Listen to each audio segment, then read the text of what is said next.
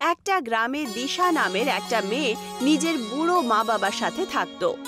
দিশার মা বাবা ভেজ পোলাওয়ের ঠেলা লাগিয়ে বিক্রি করত। দিশা একটা 20 বছরের মেয়ে ছিল যে সারা দিন বইয়েই ডুবে থাকতো। একদিন তার মা অনিতা দিশাকে বলে ওঠে, তুই সারা দিন বইয়েই ডুবে থাকিস, একটু আধটু মায়ের কাজে সাহায্য করে দে, বিয়ের পরে এটা তোর কাজেই আসবে। কি সব কথা বলছো মা? বাড়ির সমস্ত কাজকর্ম করতে তো জানি, আর আমি তোমার কাছে রান্নাও তো শিখেছি। দিদা তো আমার হাতের খাবারের খুব প্রশংসা করত। আমি তোকে ভালো করে চিনি, কিন্তু সারা দিন বইয়ে ডুবে থেকে কি বা পাবি? আজ পর্যন্ত পড়াশোনা করে স্ত্রীরা কিছু পেয়েছে? অবশেষে তো তাকে বিয়ে করে রান্না বান্নাই করতে হয়। এরকম নয় মা, যদি আমি সারা দিন বইয়েই ডুবে থাকি তার পেছনেও কারণ রয়েছে। বই আমাদেরকে অনেক কিছু শেখায় মা, আর জীবনে কিছু বড় করতে চাই আমি। দিশার কথা শুনে অনিতা দিশাকে কিছু বলতেই যাচ্ছিল, তক্ষুনি ওখানে দিশার বাবা চলে আসে। আরে আমার মেয়ে দীক্ষা একদম ঠিক কথাই বলছে, অনিতা ও পড়াশোনা করুক না। আমি তো এটাই বলতে চাইছিলাম গো, যে দিশাকে পড়াশোনা করিয়ে চাকরি করাবো নাকি? অবশেষে তো বিয়েই করাবো না।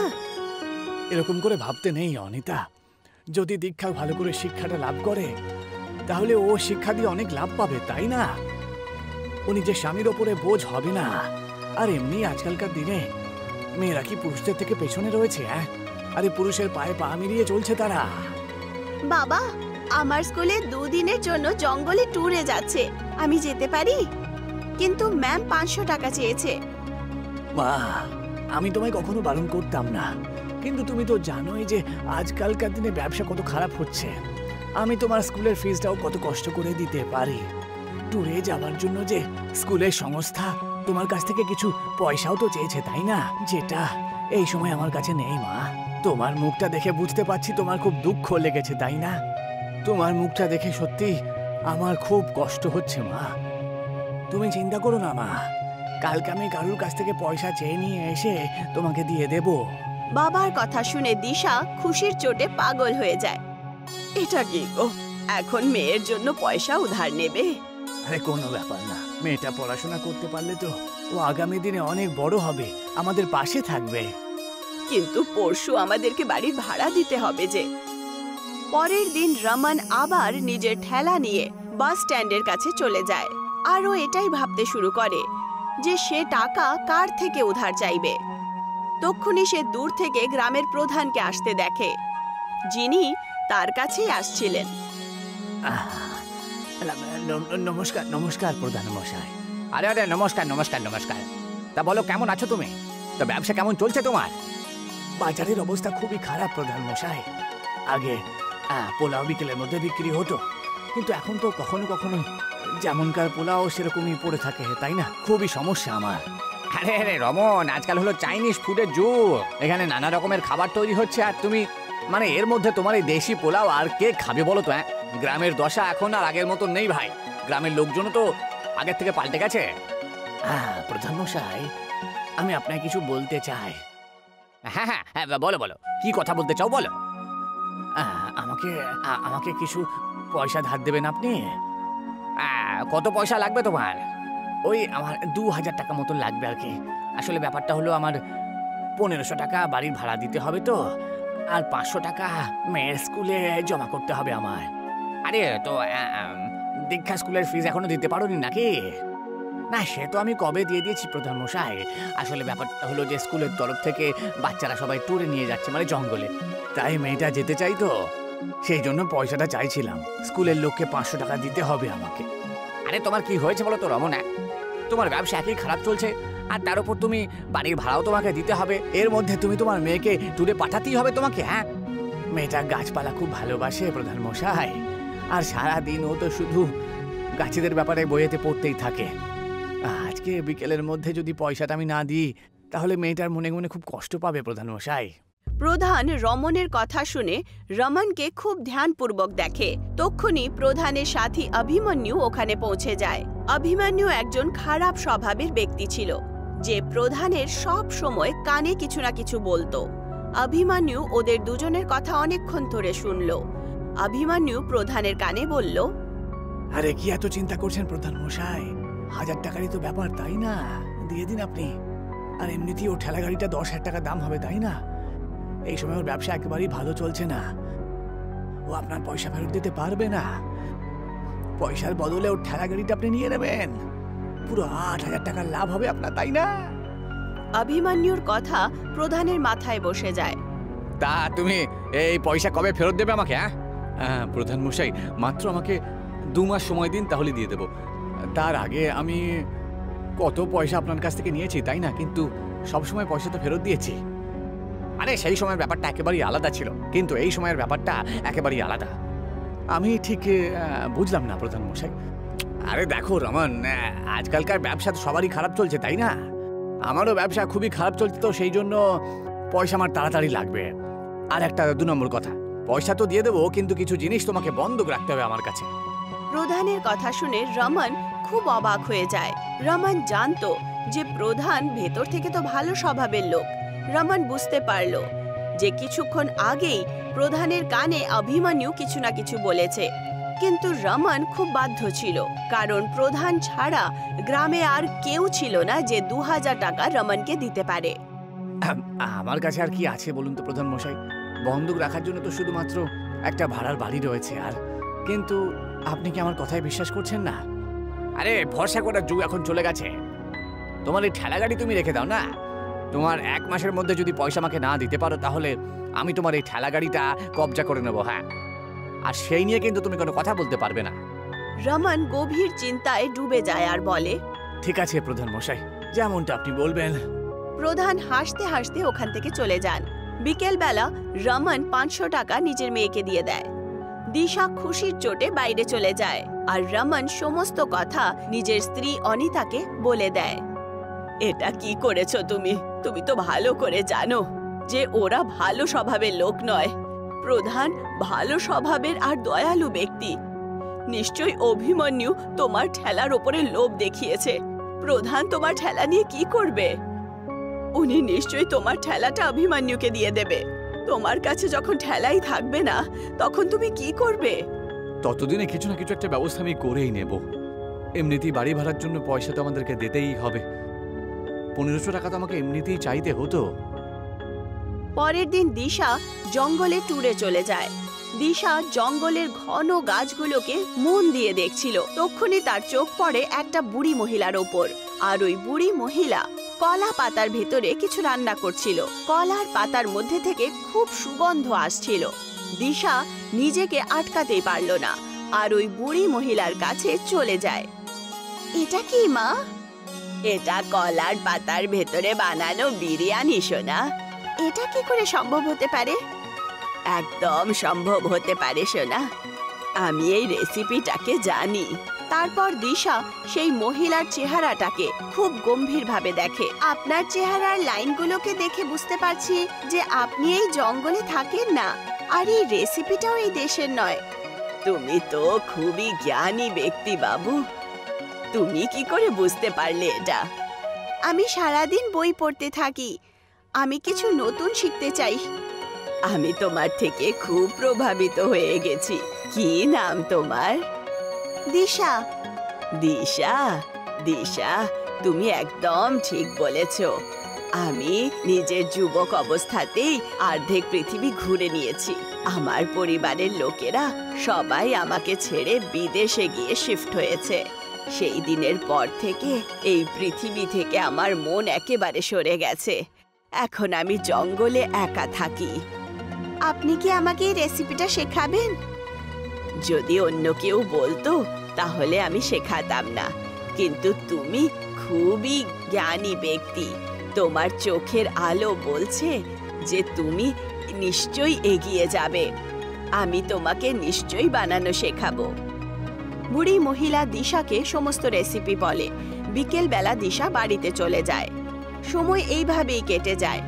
রমনের কাজ একেবারে বন্ধ হয়, আর প্রধান অভিমন্যুর সাথে এসে রমনের ঠেলা নিয়ে চলে যায়। রমনের ব্যবসা একেবারে বন্ধ হয়ে যায়। তার ওপর বাড়ির ভাড়াও অনেক বেশি হয়ে গেছিল। কতবার তোমাকে বুঝিয়েছি কিন্তু তুমি বুঝতেই চাও না।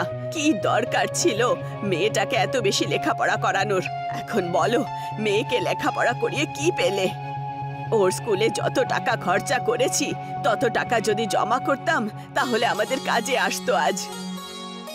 আরে এতে এতে দীক্ষার কোনো দোষ নেই অনিতা।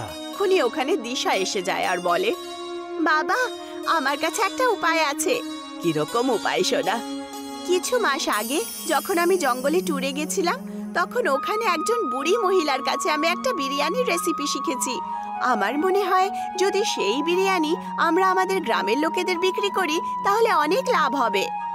কিরকম কথা বলছিস তুই? কি বলতে চাইছিস যে তোর বাবা পোলাও বানাতো? অনিতা, আমার মনে হয় দীক্ষা একদম ঠিক কথাই বলছে। প্রধানমশাই তো এই কথাটাই বলছিল যে এখনকার দিনে ভারতবর্ষে নতুন নতুন খাবার চলে এসেছে, তাই না? যতদিন না আমরা নতুন কিছু করব ততদিন এইভাবে আমরা পিছিয়ে পড়বো, তাই না? কিন্তু সমস্যা এটা হলো যে মেয়ের কথাটা যদি মেনেও নেই তাহলে তুমি এই বিরিয়ানি বিক্রি করবে কোথায়? ঠেলা তো অভিমন্যু নিয়ে গেছে। তুমি তার চিন্তা করো না মা। আমি নিজের বাড়ির আর্থিক স্থিতির ব্যাপারে টিচারের সাথে কথা বলেছি। ওনার কাছে একটা খালি দোকান আছে। উনি আমাকে বলেছেন যতক্ষণ পর্যন্ত আমরা টাকা না রোজগার করি ততক্ষণ পর্যন্ত দোকানটা আমরা নিতে পারবো। দিশার কথা শুনে রমন খুশি হয়ে যায়। পরের দিন দিশা রমনকে খেতে নিয়ে যায় আর নিজের বাবার সাথে অনেকগুলো কলার পাতা নিয়ে দোকানে চলে আসে। রমন আর অনিতা সেই দোকানের পরিষ্কার পরিচ্ছন্ন আগের থেকেই করে ফেলে। দিশা সেই কলার পাতার ভেতরে বাসমতি চাল আর অন্যান্য জিনিস দিয়ে আগুনের মধ্যে রেখে দেয়। কিছুক্ষণের মধ্যেই পাতার বিরিয়ানি তৈরি হয়ে যায় আর সুগন্ধ বেরোয়। তার গন্ধ এত সুন্দর ছিল যে ওখান দিয়ে যেই লোকেরাই যাচ্ছিল তারা নিজেদেরকে আটকাতে পারল না। একজন ব্যক্তি সঙ্গে সঙ্গে আসলো আর বলল, আরে আপনার দোকান থেকে খুব ভালো ভালো গন্ধ বেরোচ্ছে তো। এটা কি কোনো নতুন হোটেল নাকি? হ্যাঁ, রমন কিছু বলার আগেই দিশা সেই লোকটাকে বলে ওঠে, আপনি একদম ঠিক বুঝেছেন, এটা আমাদের নতুন হোটেল, কলার পাতার বিরিয়ানির হোটেল। ওই ব্যক্তি সঙ্গে সঙ্গে সেই দোকানে একটা টেবিলে বসে যায় আর বলে, আমিও এক প্লেট খেতে চাই অবশ্যই। দিশা তাকে গরম গরম বিরিয়ানি এনে দেয়। ওই ব্যক্তিটা দেখতে দেখতেই বিরিয়ানির 4-5 প্লেট খেয়ে নেয়। দারুণ লাগলো আমার। তা কত হলো? 2000 টাকা। ওই লোকটা হাসি খুশি 2000 টাকা দিশাকে দিয়ে দেয়। ওই লোকটা শহরে থাকতো আর একজন ফেমাস ইউটিউবার ছিল। আরে এই ধরনের খাবার আমি আমার জীবনে প্রথমবার খেয়েছি। আমার তো মনে হয় না ভারতে অন্য কোথাও তৈরি হয়। আপনার যদি কোনো আপত্তি না থাকে আমি কি আপনার একটা ফটো কলার পাতার বিরিয়ানির সাথে সোশ্যাল মিডিয়াতে পোস্ট করতে পারি কি? হ্যাঁ নিশ্চয়ই, এতে তো আমাদের হোটেলেরই লাভ হবে। সেই লোকটা দিশার একটা ছবি কলার পাতার বিরিয়ানির সাথে তুলে নেয় আর ফেসবুকে আপলোড করে দেয় আর ওখান থেকে চলে যায়। রমন 2000 টাকা দেখে খুব খুশি হয়। এত টাকা ও 10 দিনেও রোজগার করতে পারতো না। দেখলে অনিতা, মা পড়াশোনা করে কত লাভ করেছে। একবার ভেবে দেখো, যদি ওকে পড়াশোনা না করাতাম তাহলে আজকে আমাদের কি অবস্থা হতো। তুমি একদম ঠিক বলছো। আমি তো নিজের ভাবনার ওপরে খুব খারাপ পাচ্ছি। কিছুদিনের মধ্যেই দেখতে দেখতে দিশার সেই ফটো সমস্ত ইন্ডিয়ায় ভাইরাল হয়ে যায়। দিশার হোটেল থেকে দূর দূর থেকে কলার পাতার বিরিয়ানি খেতে আসতে শুরু করে। কিছু মাসের মধ্যেই রমন সেই দোকানটা দিশার টিচারের থেকে কিনে নেয়।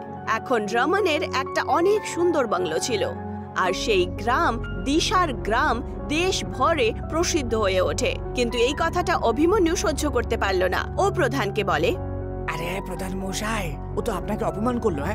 আপনার গ্রামের নাম আপনার জন্য না হয়ে বরং দীক্ষার জন্য প্রতিষ্ঠিত হচ্ছে। প্রধান অভিমন্যুকে কিছু বলতো তার আগেই প্রধানের স্ত্রী ক্রোধিত হয়ে ওখানে আসে। এখন তোমার ঘরে আসার কোনো দরকার নেই। আরে এসব তুমি কি বলছো? আরে ও আমার পাশে থাকে সব সময়। তোমার সাথী নয় বরং তোমার শত্রু। আরে দিশাকে তো পুরস্কার দেওয়া উচিত। দিশার কারণে আমাদের গ্রামের নাম কত প্রসিদ্ধ হয়েছে, আমাদের বাচ্চাদেরকে এগিয়ে যাওয়ার প্রেরণা পেয়েছে। এই অভিমন্যু সারা দিন গ্রামবাসীদের বিরুদ্ধে তোমার কানে বলে আর তোমার মাথা খারাপ করে। এর কারণেই তোমার ছবি কত খারাপ হয়েছে তুমি সেটা জানো না। প্রধান নিজের স্ত্রীর কথা বুঝতে পারে। সে অভিমন্যুকে ধাক্কা মেরে বাড়ির বাইরে বার করে দেয়। বিকেলবেলা প্রধান আর তার স্ত্রী রমনের হোটেলে বিরিয়ানি খেতে পৌঁছে যায়। আমাকে ক্ষমা করে দাও ভাই, আমি তোমার সাথে অনেক অন্যায় করেছি, তাই না?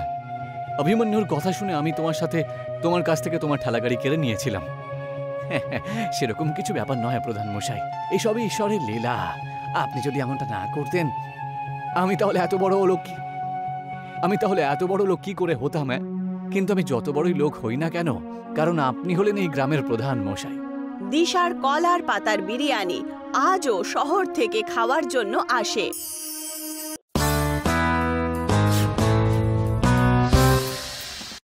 একটা জঙ্গলে একটা পুকুর ছিল, যাতে অনেক মাছ আর অনেক কাঁকড়া থাকতো। আর তার পাশেই থাকতো একটা দুষ্টু সারস, যে ওদের খেয়ে ফেলতো। আস্তে আস্তে মাছ আর কাঁকড়ার সংখ্যাও কমে যেতে লাগলো। কিন্তু আজকে পুকুরের অবস্থা একটু অন্যরকম। কি হয়েছে সারস? আজকে এত উদাস কেন? আজকে কি খাবে না আমাদের? হ্যাঁ বলো না সারস, কি হয়েছে? আমি শুনলাম কি এই জঙ্গলটাকে নষ্ট করে দেওয়া হবে, তখন না এ পুকুর থাকবে আর না এই গাছ, আর তখন তোমরা সবাই মারা পড়বে।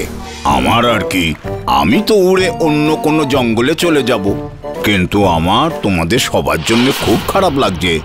সারসের কথা শুনে সবাই চিন্তায় পড়ে যায় আর ভাবতে থাকে যে আমরা এখান থেকে যাব কি করে। তখন ওদের মধ্যে এক মাছ সারসকে বলল, শোনো সারস, তুমি কি আমাদের তোমার সাথে নিয়ে যেতে পারো? তোমার জন্য তো ভালোই হবে না, তুমি আমাদের ওখানে নিয়ে গিয়ে খেতে পারবে। মাছটা ভেবেছিল সারস যদি ওদের অন্য পুকুরে একবার ছেড়ে দেয়, তখন পরেরটা পরে ভাবা যাবে। কিন্তু আমি তোমাদের একসাথে নিয়ে যেতে পারবো না, তোমরা সবাই একসাথে আমার ঠোঁটে ধরবে না।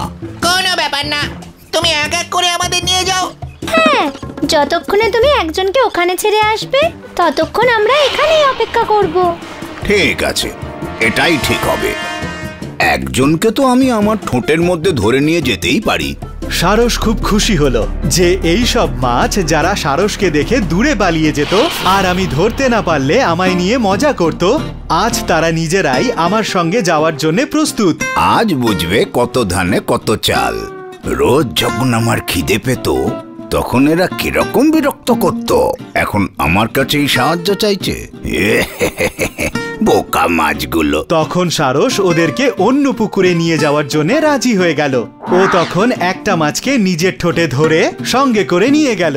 কিছু দূরে গিয়ে ও একটা পাথরের উপরে দাঁড়িয়ে পড়ল। সারস, এখানে তো আমি কোনো পুকুর দেখতে পাচ্ছি না, এটা তো কোনো মরুভূমি মনে হচ্ছে। হ্যাঁ, একদম ঠিক বলেছ, এখানে কোনো পুকুরই নেই। খুব মজা করতিস না আমাকে নিয়ে, আর কখনো মজা করতে পারবি না। সারস মাছটাকে খেয়ে ফেলে, তারপর উড়ে চলে যায় সেই পুকুরের কাছে অন্য মাছকে আনার জন্য। তাকেও তুলে আনে সেই পাথরের কাছে। কিন্তু আমরা তোমাকে বিশ্বাস করেছিলাম, কিন্তু তুমি খুব খারাপ। তুমি আমাদের সাথে বিশ্বাসঘাতকতা করলে সারস। সারস দ্বিতীয় মাছটাকেও খেয়ে ফেলল। এইভাবে অন্য পুকুরে নিয়ে যাওয়ার বাহানা করে ও এক এক করে সব মাছদের খেয়ে ফেলে। এবার নিয়ে যাওয়ার পালা পড়ল কাঁকড়াদের। ও কাঁকড়াকে মুখে করে যখন উপর দিয়ে যাচ্ছিল, তখন কাঁকড়া নিচে রাস্তায় মাছের কাঁটা দেখতে পায়। তখন ওর সন্দেহ হয় আর সারসকে জিজ্ঞাসা করে, সারস, আমরা কোথায় যাচ্ছি? আমি তো এখানে কোনো পুকুর দেখতে পাচ্ছি না, এটা তো দেখছি একটা বালির মাঠ। হ্যাঁ, তুমি তো দেখছি খুব বুদ্ধিমান কাঁকড়া, কিন্তু এখন এই বুদ্ধি আর কোনো কাজে লাগবে না। এসব তোমার আগেই ভেবে দেখা উচিত ছিল। এবার তো আমি তোকে ওই মাছগুলোর মতো খেয়ে ফেলবো। খুব মজা হবে। কিন্তু কাঁকড়াও কোনো অংশে কম যায় না। ও সারসের এই ব্যবহারে খুব রেগে যায়। তখন ও সারসের গলা খুব জোরে চেপে কামড়ে ধরে। দুষ্টু সারস, তুমি ছল করে আমার সব বন্ধু মাছদের মেরে ফেলেছো। আমি তোমাকে ছাড়বো না। আজকের পর থেকে তুমি আর কোনো মাছকে খেতে পারবে না। কাঁকড়া ওর গলা কামড়ে ধরে রেখেছিল। সারস আর উঠতে পারছিল না। ও এক সময় নিচে পড়ে যায় আর সারসের সাথে কাঁকড়াটাও মারা যায়। এইভাবে সারসকে মারতে গিয়ে কাঁকড়া নিজের প্রাণও হারায়, যাতে ওই সারস আর অন্য মাছদের খেতে না পারে। সেই জন্যই তো বলে, যে সব কাজ আমাদের ভেবেচিন্তে করা উচিত, সহজেই কারুর কথা বিশ্বাস করা উচিত নয়। শওকত মিয়ার বিরিয়ানির দোকান ছিল। লোকেরা খুব তৃপ্তি করে ওনার বিরিয়ানি খেত। বাহ সৈকত ভাই, কি স্বাদ! ধন্যবাদ ধন্যবাদ। বিরিয়ানির স্বাদ ভালো ছিল, এই জন্য ওদের রোজগারও ভালো হতো। শওকত মিয়া প্রতি মাসে 20,000 টাকা নিজের মায়ের হাতে তুলে দিত। বাবা, এখন যখন তোর রোজগারও ভালো হচ্ছে, আমি ভাবছিলাম যে তোর বিয়েই দিয়ে দিই। আর কতদিন অবধি আমি একা ঘরের আর পরিবারের ব্যবসা সামলাবো বল? তোর বিয়ের পর নদীমেরও বিয়ে করাতে হবে না? আরে মা, আমি তো এখনো বাচ্চা, তুমি প্রথমে দাদার বিয়ে দাও। ঠিক আছে ঠিক আছে মা, তোমার যে মেয়েকে পছন্দ আমি তাতেই রাজি। এ তো খুশির খবর, তোমার থেকে আমি এটাই আশা করেছিলাম সৈকত। শওকতের মা ওর জন্য একটা মেয়ে খুঁজে নিল, সানা। সানা শিক্ষিত ছিল আর খাবারও সুস্বাদু বানাতো। কিছু মাস পর শওকত আর সানার বিয়ে হয়ে গেল, আর তারপর সানা সংসারের সমস্ত কাজ সামলে নিল। মা, তোমার হাতের খাবারের স্বাদই আলাদা। হ্যাঁ বৌদি, কিন্তু বিরিয়ানিতে দাদার হাত কেউ ধরতে পারবে না। হ্যাঁ, সে তো ঠিক। এটা তো তখন জানা যাবে যখন আমি ওনার হাতের বিরিয়ানি খাবো। দাদা, আজকে সবার জন্য বিরিয়ানি নিয়ে এসো। ঠিক আছে, নিয়ে আসবো। শওকতের বিরিয়ানি বিখ্যাত ছিল। যখনই ও বিরিয়ানি বানাতো, বিরিয়ানির গন্ধ আশেপাশে ছড়িয়ে পড়তো আর লোকেরা আকৃষ্ট হয়ে চলে আসতো। আরে ভাই, বিরিয়ানি তৈরি হয়ে গেছে নাকি? না দাদা, এখনো 10 মিনিট লাগবে। ঠিক আছে ঠিক আছে, আমি এখানেই থাকবো। গ্রাহকরা তো শওকতের বিরিয়ানির অপেক্ষাই করত। এই অবধি সবকিছু ভালোই চলছিল। এই আমজাদ মিয়া আমার হাতে বানানো ব্যবসা খেতে বসেছে, আমাকে কিছু তো করতেই হবে। আমিও দাম কমিয়ে দেবো। শওকত বিরিয়ানির দাম কমিয়ে 80 টাকা করে দিল। প্রতিদিন তো এই দোকান থেকে বিরিয়ানি খায়, চল আজকে ওই নতুন দোকান থেকে খায়। ঠিক আছে। অনেক গ্রাহক শুধু নতুন স্বাদের জন্য আমজাদের দোকানে যেতে লাগলো, কিন্তু আমজাদের হাতে আলাদাই জাদু ছিল। একবার যে ওর বিরিয়ানি খেত, সে ওর দোকানে আবার আসতো। কালকে যে বিরিয়ানি খেয়েছিলাম আজকেও সেটাই খাবো। হ্যাঁ নিশ্চয়ই, ওই বিরিয়ানিটাকে কেউ ভুলতে পারবে না। আস্তে আস্তে শওকতের গ্রাহক কমতে শুরু করলো। হয়তো এটা কিছু সময়ের জন্য। আমজাদের দোকান নতুন, তাই লোকেরা ওখানে বিরিয়ানি খেতে যাচ্ছে। কিছুদিন পর আমার গ্রাহক ফিরে আসবে। শওকত নিজেই নিজেকে এটা বোঝানোর চেষ্টা করলো, কিন্তু ব্যবসায় লস ওকে চিন্তায় ফেলে দিয়েছিল। এখন বাড়িতেও ও সবসময় চিন্তিত থাকতো। কি হয়েছে শওকত, তুই কি নিয়ে এত ভাবছিস? কি আর বলবো মা, আমার দোকানের সামনে আরো একটা বিরিয়ানির দোকান হয়েছে। আস্তে আস্তে আমার সমস্ত গ্রাহক ওখানেই যাচ্ছে। এইরকম চলতে থাকলে একদিন আমাকে দোকান বন্ধ করে দিতে হবে। এরকম কিচ্ছু হবে না বাবা, ওপরওয়ালা আছে তো, হয়তো এটা কদিনেরই ব্যাপার। আমিও এটাই আশা করছি মা। শওকত চিন্তায় ছিল, আর এই কথাটায় পুরো পরিবারের খারাপ লাগছিল। ওই রাতে সানা শওকতের পুরো ব্যাপারটা জানলো। যদি দামের জন্যই গ্রাহক অন্য দোকানে যাচ্ছে, তাহলে আমরা যদি দাম কম করে দেখি। আমরা কি করে দাম কমাবো সানা? বিরিয়ানি 1 প্লেট বানাতেই 50 টাকা লাগে, আর আমি 80 টাকায় বিক্রি করছি, মানে শুধু 30 টাকার লাভ। যদি এটাও কমিয়ে দিই, তাহলে সংসার খরচ কিভাবে চালাবো? তাহলে কি আমরা বিরিয়ানি বানানোর জিনিসপত্র সস্তায় কিনতে পারি না? বিরিয়ানিতে সব থেকে দামি হলো চাল, সম্ভবত বাসমতি চাল। কিভাবে সস্তায় পাবো? এবার আমি বাসমতি চালকে প্লেন চালের সঙ্গে বদলাতে তো পারবো না। আমরা যদি বাসমতি চালের জায়গায় অন্য কোনো জিনিস ব্যবহার করি তখন? তার মানে ম্যাগি। ম্যাগির অনেক ধরনের সুস্বাদু জিনিস হয়। যদি আমরা ম্যাগির বিরিয়ানি বানাই, তাহলে আমাদের খরচাও কম হবে। ম্যাগি বিরিয়ানি? এটা তো প্রথমবার শুনলাম। এখনকার যুগে আলাদা জিনিসই বিক্রি হয়, একবার চেষ্টা করেই দেখা যাক না। ঠিক আছে, আর এমনি তো কিছু তো হচ্ছে না, তাহলে ওটাই করা যাক। পরের দিন শওকত প্রতিদিনের মতো বিরিয়ানি বানালো, আর এইবার ও বাসমতি চালের বদলে ম্যাগি দিল। ম্যাগির বিরিয়ানি তাড়াতাড়ি তৈরি হয়ে গেল, আর ওর খরচও কম ছিল। এই জন্য শওকত ও দাম 50 টাকা করে দিল। বাইরে বড় বোর্ড লাগিয়ে দিল, ম্যাগি বিরিয়ানি 50 টাকা। এই ম্যাগি বিরিয়ানিটা আবার কি? ম্যাগি জানি আর বিরিয়ানিও জানি, কিন্তু ম্যাগি বিরিয়ানি আজ অব্দি তো খাইনি। চল আজকে ওটাই খাই। হ্যাঁ হ্যাঁ, ম্যাগি বিরিয়ানির নাম পড়ে অনেক গ্রাহক ওর বিরিয়ানি খেতে পৌঁছলো। বাহ বাহ, খুব সুস্বাদু। এইরকম ম্যাগি বিরিয়ানি আমি কোনোদিনও খাইনি। তার কারণ একটাই যে এটা ম্যাগি নয়, ম্যাগি বিরিয়ানি। বাহ ভাই, এইরকম স্বাদ কোথাও পাইনি। ধন্যবাদ ধন্যবাদ। লোকেরা শওকতের বিরিয়ানি খুব পছন্দ করছিল। ওই দিন শওকতের দোকানে গ্রাহকদের ভিড় লেগে থাকলো। ভাই, ম্যাগির বিরিয়ানি তো চালের বিরিয়ানির থেকেও বেশি সুস্বাদু। আজ থেকে আমরা প্রতিদিন ম্যাগি বিরিয়ানি খাবো। শওকত খুশি মনে বাড়ি ফিরলো ও ওই খুশির খবর নিজের স্ত্রীকে বলল, আর ও খুশি হয়ে গেল। ওই মাসে শওকতের অনেক ভালো রোজগার হলো। মাসের শেষে শওকত নিজের মাকে 40,000 টাকা দিল। এত? হ্যাঁ মা, সানার ম্যাগি বিরিয়ানির আইডিয়া কাজ করেছে, দ্বিগুণ রোজগার হচ্ছে। আরও একবার শওকত খুশি থাকতে লাগলো। ওর সমস্যার সমাধান হয়ে গেছিল, কারণ ওর রোজগার বাড়তে লাগলো। ম্যাগি বিরিয়ানি বিখ্যাত হয়ে গেছিল।